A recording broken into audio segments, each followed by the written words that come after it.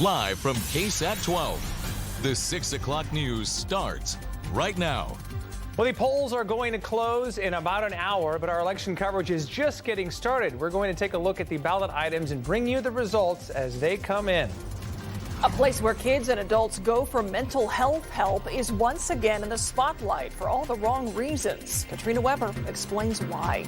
And it's the place where guns, bullets, and other weapons are analyzed after a crime, but there is a rising backlog in cases. Our Courtney Friedman will look into the Bexar County Criminal Investigation Lab, getting answers straight from its director about what is causing that backlog. We have fog to talk about, temperature swings, and our next cold front, when that arrives and what it means for temperatures in just a bit. But we begin with some late-breaking news that we are keeping an eye on. TxDOT is reporting a major car accident on the northeast side of town. So this is happening along I-35 southbound, just past the Topperwine Road exit. We know this is an area with a lot of construction, but we are not sure right now if that played a role. And we also don't know yet if there are any serious injuries, but we'll be sure to update you throughout the evening as we find out more. Also happening right now, a plane crash in Louisville, Kentucky. Take a look at this video just coming into our newsroom here. Yes, sir. Yeah, pretty dramatic there. Early reports say that this was a UPS airplane, and you see all of that black smoke and the flames from the crash site that spreads quite a distance. Now, this is a fluid situation, and details are still coming in, including whether there were any injuries or fatalities and the full extent of that damage. We, of course, will bring you those updates as we learn more information as it comes into our newsroom. Now to election night in Bexar County, and we have crews on the ground covering all the big ballot items. KSAT, of course, is your election home once again, and we're going to bring you the results in real time throughout the evening as they come in. 1 hour left until polls close in Bexar County, so 1 hour left for voters to weigh in on the biggest local items on the ballot. That, of course, Propositions A and B. And tonight we will have team coverage of those results from our Garrett Berger, as you just saw in Avery Everett. So, Garrett, we're going to start with you. He's not far from us at River North Ice House in the downtown area, where the Spurs are hoping for a different kind of victory tonight. Garrett. Absolutely, Ernie, and we're getting some pregame vibes here at River North Ice House. That's where the Spurs and the Win Together campaign, the PAC that the team put together to support Propositions A and B, are holding a watch party out here. You can see a lot of Spurs gear, Spurs colors, a lot of loud music. People hoping to see the scoreboard, so to speak, light up when the election results start coming in at 7, at least with the early voting. Now, Proposition B would help fund a new Spurs arena at the old Institute of Texan Culture site over at Hemisphere, part of the city's wider plans for a downtown sports and entertainment district. While Proposition A would pay to make over county-owned facilities around the team's current home, the Frost Bank Center on the east side, paving way for year-round rodeo-style events when the Spurs leave that area. Now, both votes are about using a county venue tax on hotel stays and car rentals to help fund the projects. Both would raise the hotel portion of that tax. Now, technically, Prop B is only a vote on the county's $311 million share of the arena's construction. But the larger $1.3 billion funding deal, which also includes money from the Spurs and the city, relies on Prop B passing, so it does have wider implications. Now, the Spurs have a lease on the Frost Bank Center until 2032. They've avoided answering questions about what happens if Prop B does not pass, saying they're focused on the success of it today. Meanwhile, the San Antonio Stock Show and Rodeo has indicated they plan to move ahead with year-round rodeo-style programming, no matter what happens with either proposition, just be in fancier facilities or not. Now, the head of the rodeo telling KSAT they do not expect the Spurs to stay on that side of town. But both groups have been pushing hard for both props. The Spurs especially have largely bankrolled a more than $7 million campaign that has included everything from seemingly endless political mailers, TV ads, a music video, and even video appeals by Eva Longoria. A lot of the pro-campaign messaging has been about how funding will largely fall on the shoulders of visitors or focusing on the Spurs' contribution. Now, earlier this afternoon, I spoke with a political consultant who's been working with the Win Together campaign. He had said that the spending advantage means the campaign has really been able to get its messaging out there. And some of those groups that they were targeting, women, Latinos, and independents, started to come out in the last week of early voting. Now, we won't know whether or not they bought into that messaging until 7 o'clock when we see those results. Live downtown, I'm Garrett Berger, KSAT 12 News. Garrett, thank you. So those opposed to the propositions are also having watch parties tonight. Now, Avery Everett is joining us now live at the Friendly Spot in Southtown, where the community there, their organizing group Cops Metro will soon take over. Yeah, so Avery, Cops Metro has taken a neutral stance on Prop A. That's the one that would create a year-round rodeo. But we know that they are adamantly against Proposition B.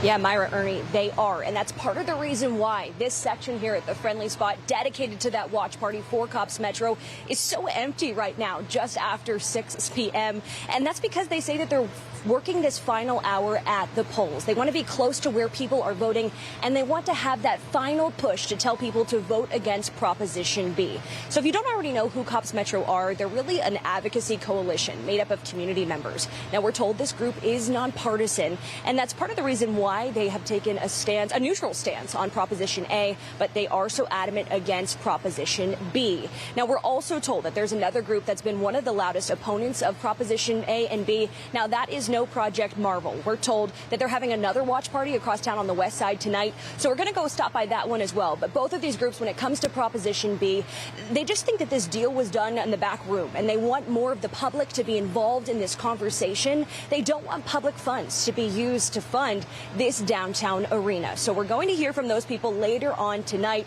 But again, we're waiting for people to arrive here within the next hour. We'll have the latest coverage from Southtown. Reporting live, I'm Avery Everett, KSAT 12 News. All right, Avery, thank you. Of course, we'll be hearing from Avery, Garrett, all of our crews covering this election during our election night live stream. That begins right after this newscast at 7 o'clock. Ernie and I are your hosts. We have a panel joining us. We have guests coming in throughout the night to weigh in on the results as they come in. Polls close at 7. As soon as we get the first round of numbers, you can find them right there on the election night live stream on KSAT Plus, as well as KSAT.com and YouTube. All right, let's take a look at traffic out there right now. This is the camera here, Loop 410 at Exchange Parkway. Both directions moving along just fine. Little slow going, 281 at Loop 410, but no major backups out there to make you aware of. All right, there are questions tonight after a gun was found on the grounds of a Northside ISD campus. The discovery was made at Harlan High School around 5:30 last night. Now, first, we want to let you know nobody was hurt, no shots were fired, and no threat was made against the school. The district says a student found the gun near a fence separating the district and private land, and we do not know if the gun was loaded or how it got there. Now, we also want to take the opportunity to remind you, if you see something suspicious, please say something. Jury selection begins tomorrow for the trial of one of 3 people accused in the killings of a pregnant teenager and her boyfriend. It is a local crime that garnered national attention in late 2023. Mirta Romanos is accused of helping her son move the bodies of Matthew Guerra, Savannah Soto, and their unborn child. She faces up to 20 years in prison if convicted. Her husband, Ramon Preciado, is facing similar charges. Their son, Christopher, is charged with capital murder for killing the couple. Christopher Preciado is set to go to trial February 2nd. We got another officer who was there the night 3 SAPD officers killed a local woman in 2023, testified in court today. First responders were first called to her apartment after she cut the fire alarm while experiencing a mental health crisis. Current SAPD officer Travis Thompson testified that Perez was resisting arrest and that the situation escalated when she grabbed a hammer. Thompson testified that the hammer was enough of a threat for officers to use a gun rather than a taser, and that he was fearful of serious bodily injury because of the hammer. If convicted, the men on trial face a maximum of life in prison. A local center for treating mentally ill and addicted children and adults is back in the hot seat. Laurel Ridge Treatment Center, which made news last year after the arrest of its former CEO, now has been under the microscope of state investigators who found a long list of violations. Katrina Weber shows us what they say put patients in danger. Treating people in times of trouble, mental health and addiction issues is what Laurel Ridge hangs its hat on. But the center near Loop 1604 and Redland Road has had problems of its own. We reported previously on the arrest of former CEO Jacob Cuellar in a child sex assault case. Now, a 50-page document from State Health and Human Services lays out a whole list of violations that it says put patients in immediate danger. Among them, the investigation this summer found Laurel Ridge was understaffed, That caused patients, often in crisis, to wait up to 6 hours to get checked in. Is that surprising to you? No, it's not surprising. It's not, they're short-staffed. This woman who wanted to remain anonymous has a relative on the inside. I'm concerned about everybody there, not just my loved one. The report contains plenty of reasons for concern. A patient cutting herself in August with razor blades she smuggled in, and easy access for others to dangerous items behind a nurse's station. Among the items on the list were phone charging cables like this, which investigators believe could be used for strangulation. A follow-up investigation in September, though, concluded that most issues had been corrected. In a written statement, Laurel Ridge also said it has taken corrective action and addressed all the concerns. They changed the way the counters were so people can't jump over the counters. Tracy Brown, just out of treatment herself, says she felt safety measures were in place. You have a string on your foot. Yeah, so you can't have anything like this in there. They would take the string out.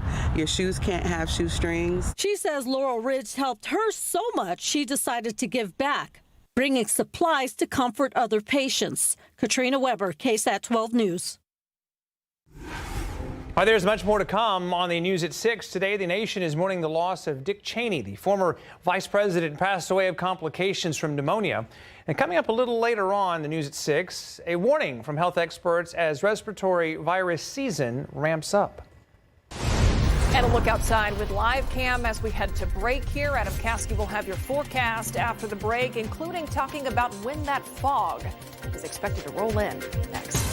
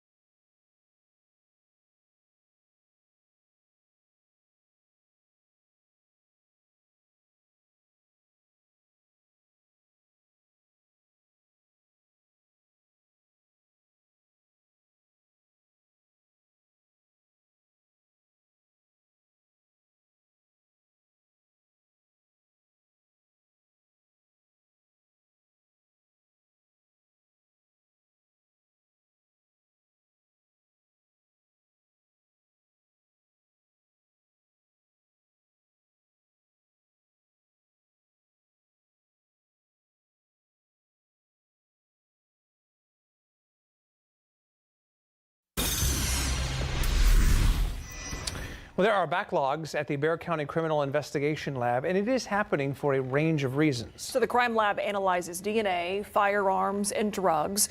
Our Courtney Friedman found out that all three have a backlog, cases that are unworked after 30 days. So she requested those numbers and headed to that lab to find out more. So for 3 nights, Courtney will break down what is happening in each category and gets us answers about necessary solutions. So tonight we start with firearms.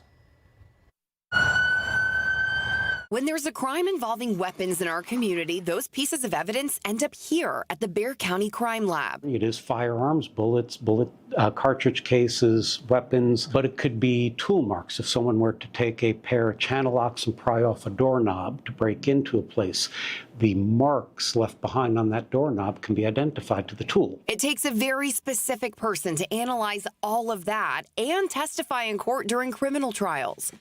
Firearms analysts are hard to come by.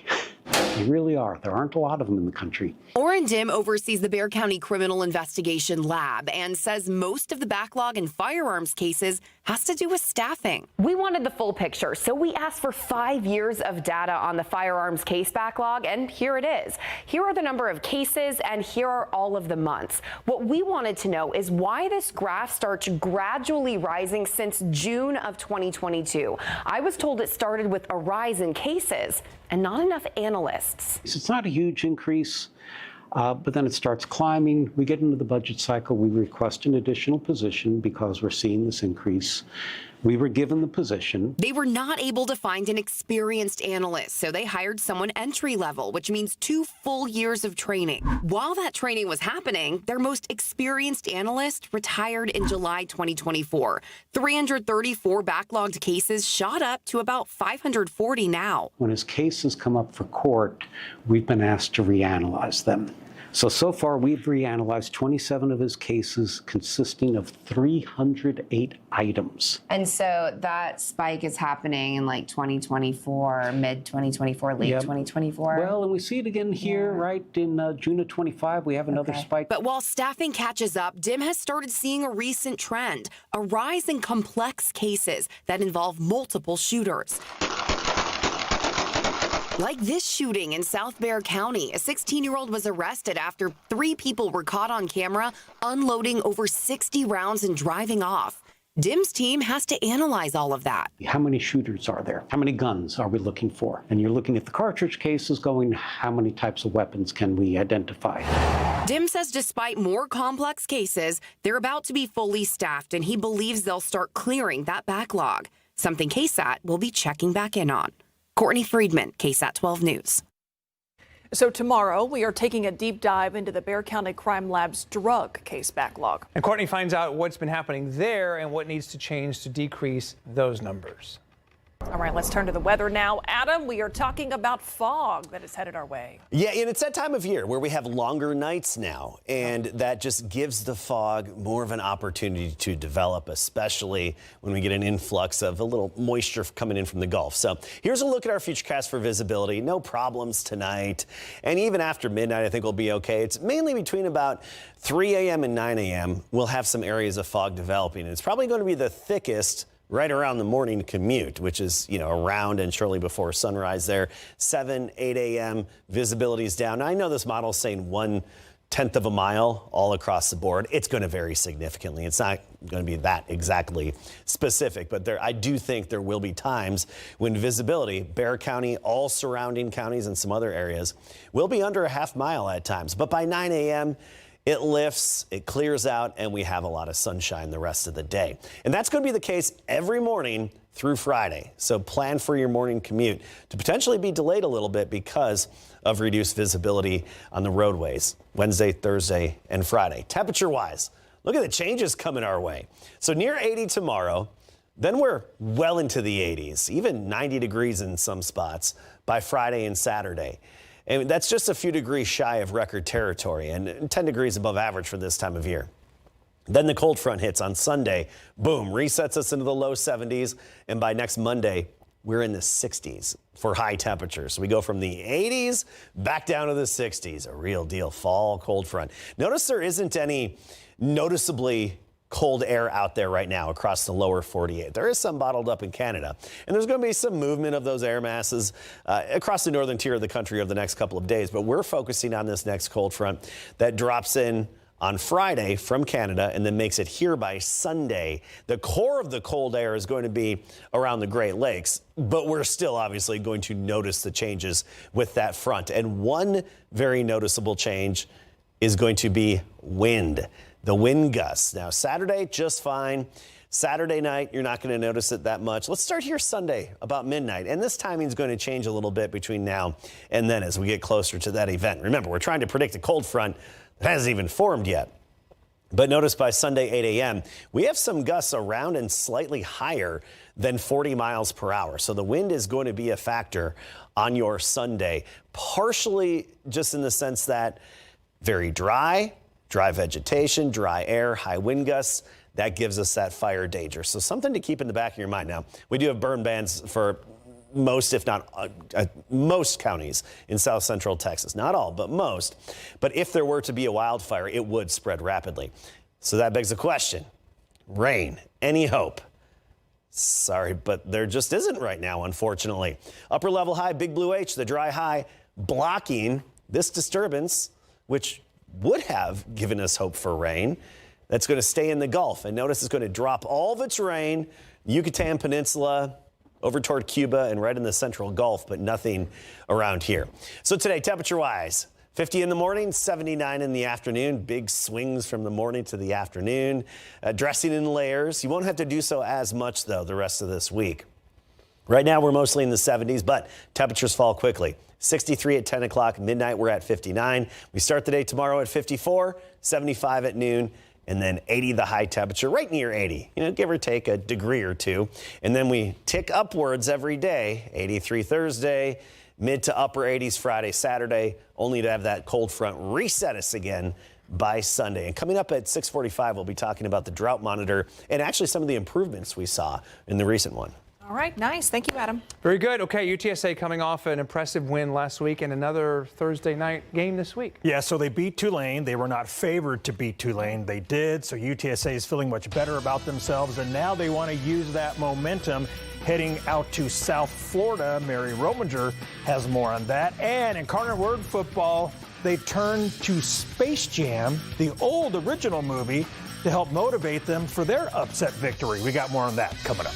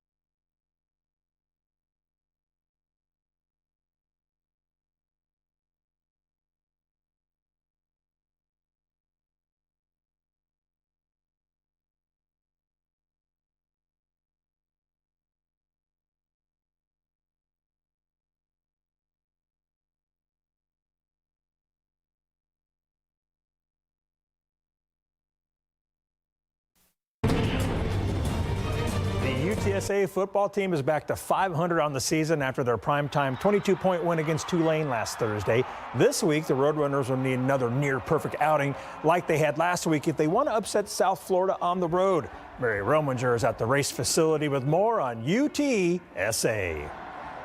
Larry, there's just something about the Roadrunners this time of year when they're the underdog, wearing their all-black uniforms and inside of the Alamo Dome. Last year it was Memphis, this year Tulane. But now the question is, how can UTSA keep that rolling against a really tough South Florida team? We was turned, man. I ain't gonna lie, we was so turned. Like, we had the black on. When we got out there, I'm like, man, like this just shows what we're capable of. Like, we could have been doing this. So it's like, it was fun. Like, it was super fun. They're a really good team. I don't think they're really lacking in any areas. I mean, they're having the success they have for a reason. So we got to go out there and compete and match their intensity. We're in a good spot. I mean, the opponent's just so unbelievably good. It's just it's an unfortunate matchup for us at a terrible time. We're going into another angry hornet's nest on the road like we did at North Texas. And I know everybody's like, we'll play harder, try harder, tackle better, all those great things. This team is the best one we've played. South Florida enters this game as heavy favorites. Wow, 14 points? Jiminy cricket. And we'll see what UTSA can do on the primetime stage once again Thursday night. From the race, Mary Rominger, KSAT 12 Sports. Larry, back to you. Thank you, Mary. On Friday night, before UIW hosted the at the time Southland Conference leading Lamar Cardinals, head coach Clint Killow dug deep into his bag to find a way to motivate his guys who had lost 4 straight conference games. Well, coach decided to show them Space Jam and had the entire team touch a metaphorical football to, quote, get their powers back, and it worked. They upset Lamar 24-17 behind an outstanding defensive performance and efficient offensive play. The players were all smiles, reflecting on how the original Space Jam helped them win. It was just a good scene. A good time just to have fun, laugh, and then after we were just sitting down, just watching games and stuff, and we were just talking about like, dang, like we gotta get our superpowers back. Pretty much all the team is seen, so they knew what it meant touching that ball, and apparently some magic was on that ball because we came out and balled out. They just went in there with a confidence. It's that simple. You get your powers back, and then you just go do what you do, and that's what we did.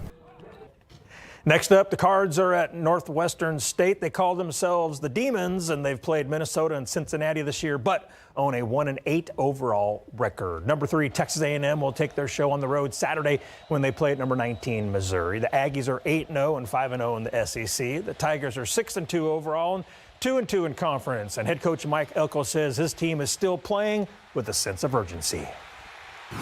Yeah, I think we are desperate. I tell them all the time, we have earned everything that we've got, right? We've got a record, we've got a ranking, we've got opportunities that we have worked really, really hard to earn. And every single Saturday, someone's coming in and trying to take all of that from us. And that's the urgency that we have. In terms of Missouri, obviously they're a team that's still young. This is the challenge that you have in college football today is, they're still very much alive for the playoff. This is a playoff game for them. The Aggies will play at Mizzou Saturday at 2:30 p.m. live here on KSAT 12. We got to hear about the OG Space Jam Yes. in this sportscast, and Jiminy Cricket. Absolutely love It it. needs to be worked into conversation. I know, right? You can always count on Coach Traylor for sure. Oh, he's a gem. Yep. That's why we love him. Thank you, Larry. Appreciate All right, it. thanks, Larry. All right, coming up next, our KSAT Q&A with Mayor Gina Ortiz-Jones here in studio.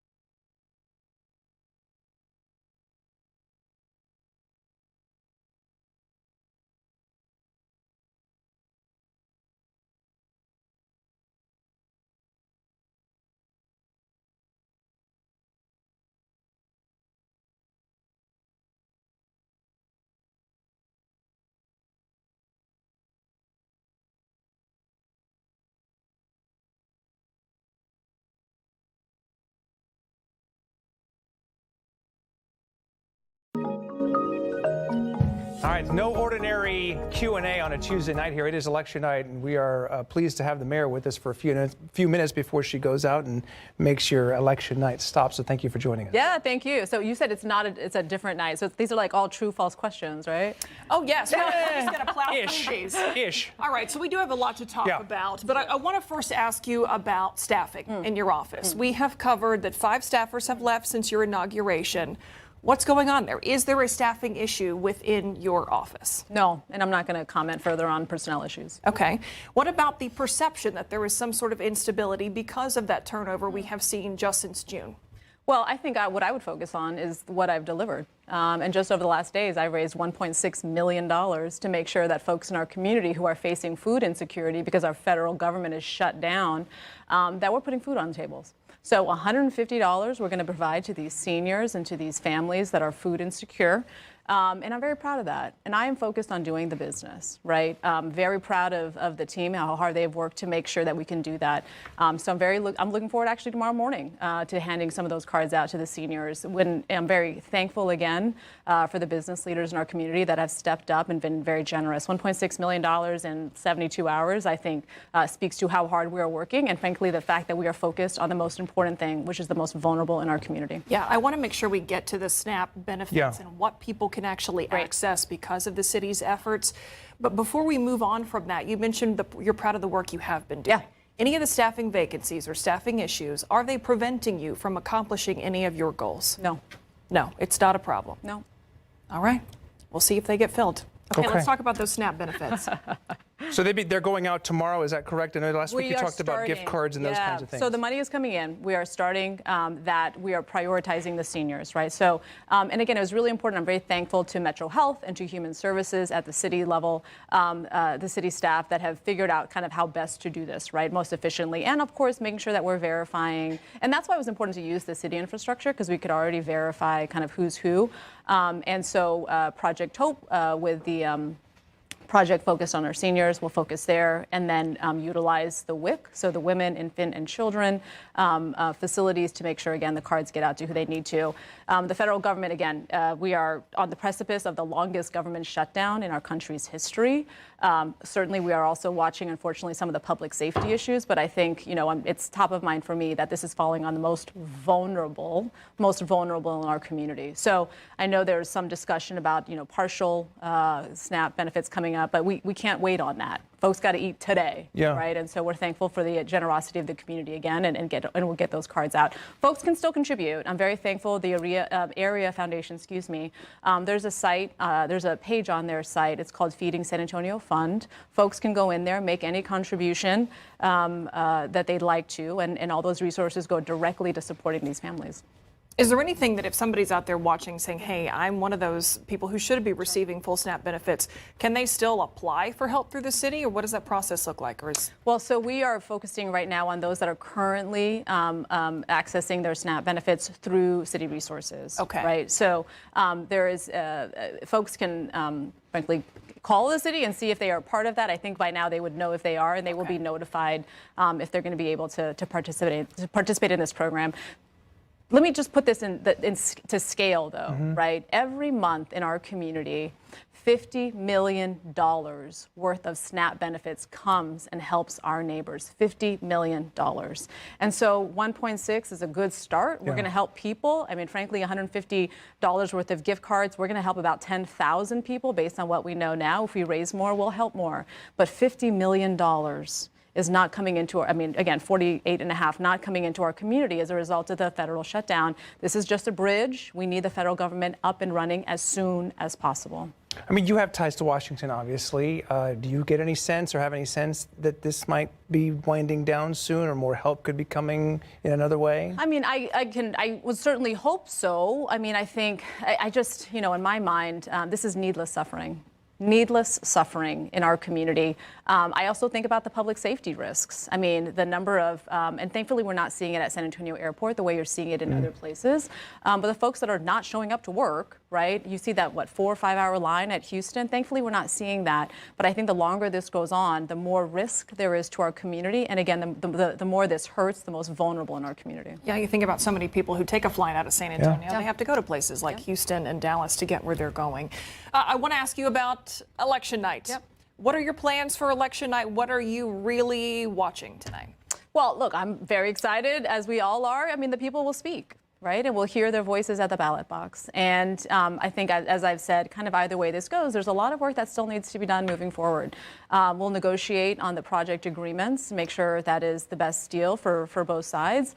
And, you know, if it's a different outcome, we will, again, there's lots of time to continue to make sure we've got a good deal all around. So it's an exciting night. I'm going to stop by a couple of events, and the people will speak, and we'll listen.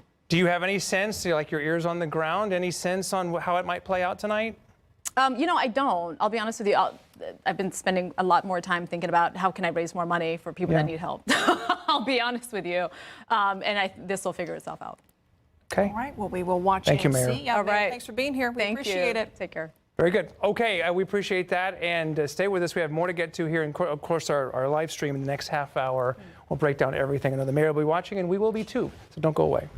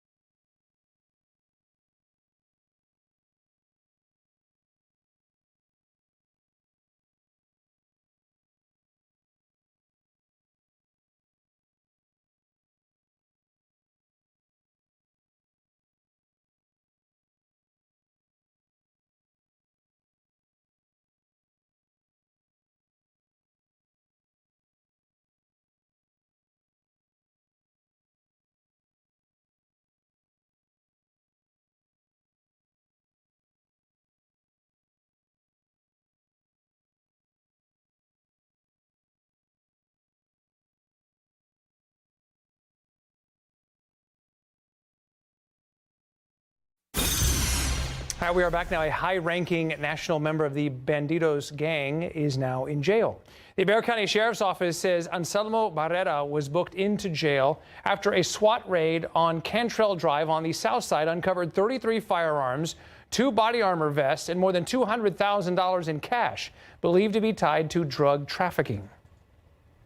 Every time that we do one of these, it's knowing that it does exist within our community, and every single time that we can get these things off the street, the better we are, the better off we are as a community.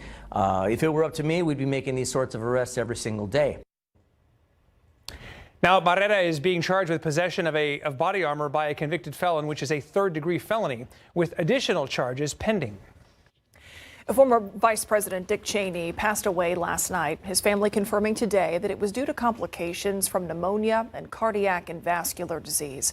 Now, as respiratory virus season ramps up, health experts are warning people to be on alert. Pneumonia often starts out like a cold or the flu, coughing, congestion, maybe a fever. But doctors say it's when those symptoms linger that they can become more severe. If you have a fever that isn't getting better, you have shortness of breath, or even start to feel confused, doctors say it's time to go see them. And right now, it is the time of year to begin to take notice of those symptoms. We see an increase in these infections, particularly during respiratory virus season. And so during the months of October through sometime in April, May is when we see increased numbers of people with these lung infections. So there is a pneumococcal vaccine that can help and is recommended for older adults, young children, and people with certain medical conditions to prevent pneumonia. Dr. Bowling also encourages the flu and COVID-19 shots that help prevent viral infections that can sometimes lead to pneumonia. All right, let's get you outside with live cam. A little less than 20 minutes to go to vote at the polls. So the weather's not been an issue at all on this election day, but fog could be an issue very soon. Mr. Caskey. Yeah, tomorrow morning we'll have some fog, and it's because the temperature is going to drop right down near that dew point temperature, and that saturates the air. So right now we're at 75, but cooling quickly. By 10 o'clock, 63. Midnight, we're in the upper 50s, and tomorrow morning we start the day at 54 here in town, pretty much all around Bexar County. Then a couple of degrees cooler up into the hill country. Morning temperatures will be impacted by the cold front coming Sunday. Before then, we're going to gradually warm up. Mornings close to 60 by Friday, Saturday, and Sunday, and then the bottom falls out, and we could even be in the upper 30s by early next week. We're going to talk more about the fog and especially the drought monitor, how it's changed recently, and the percentage of rain we've had compared to normal in just a bit.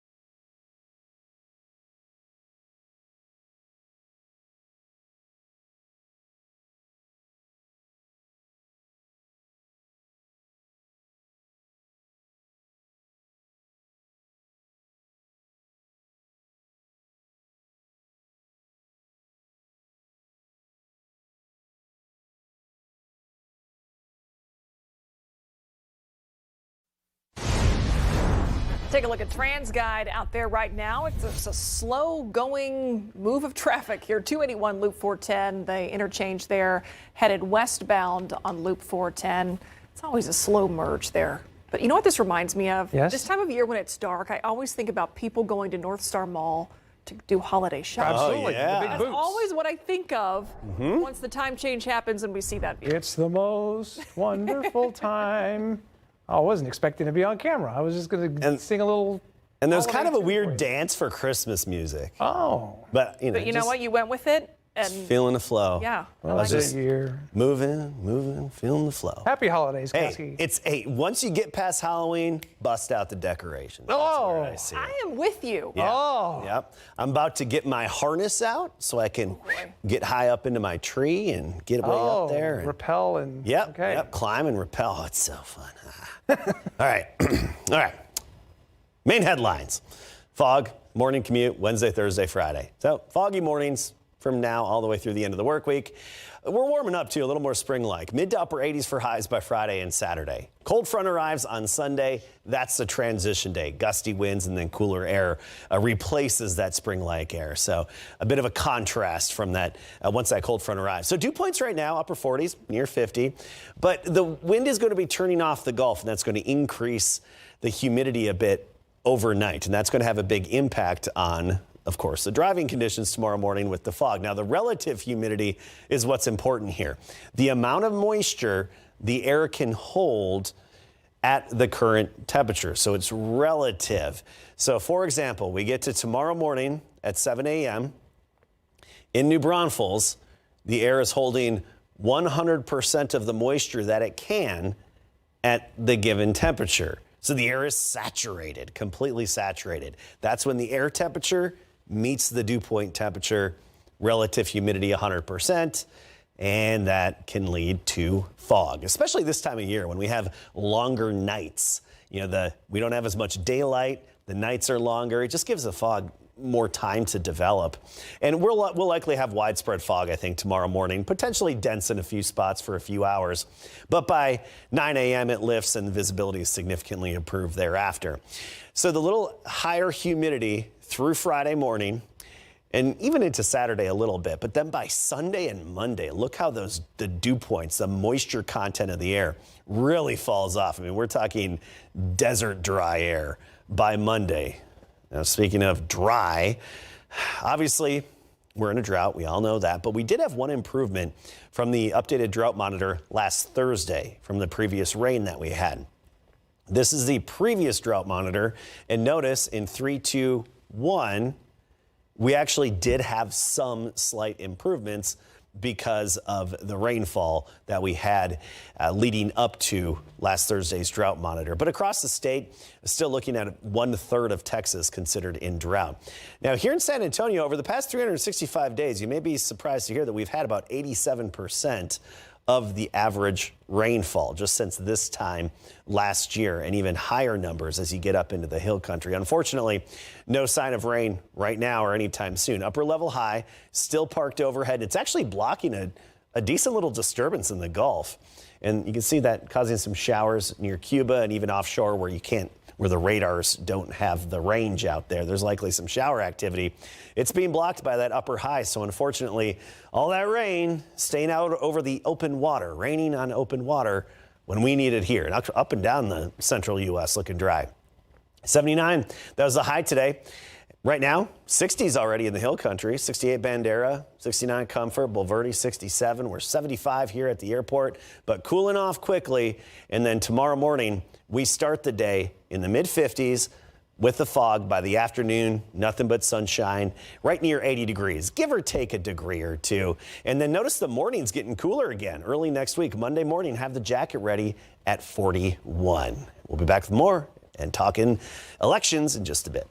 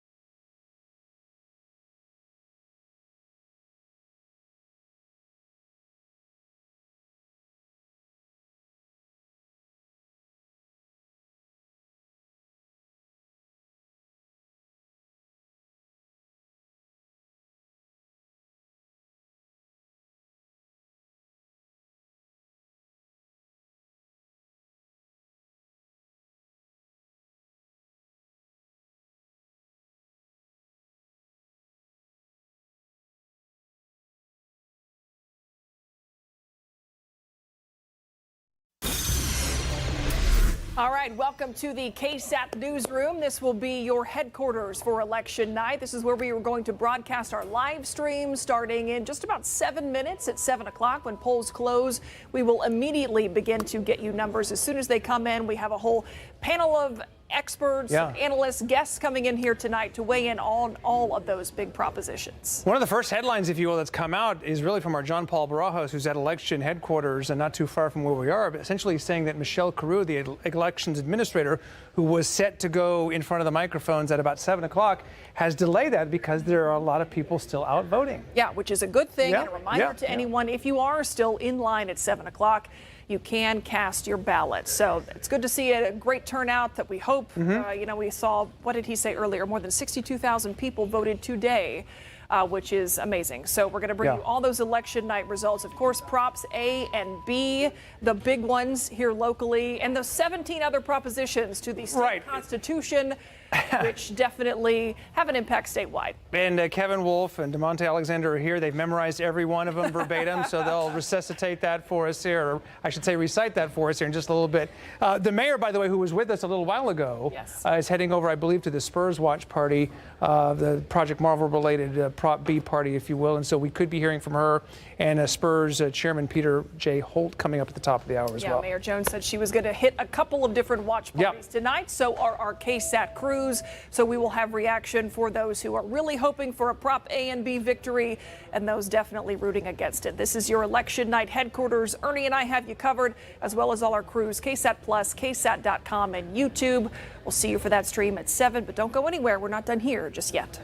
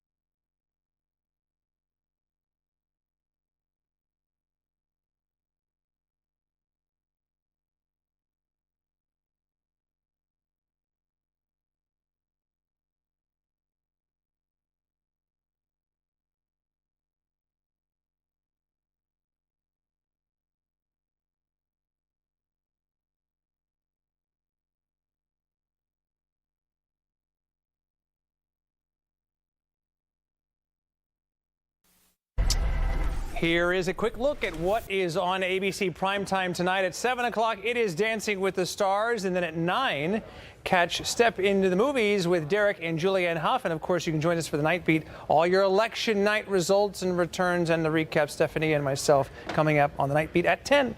Adam. Just a couple minutes away from polls closing, feeling more spring-like up until our cold front arrives Sunday morning. We'll see you on the live stream and on the Night Beat with our results.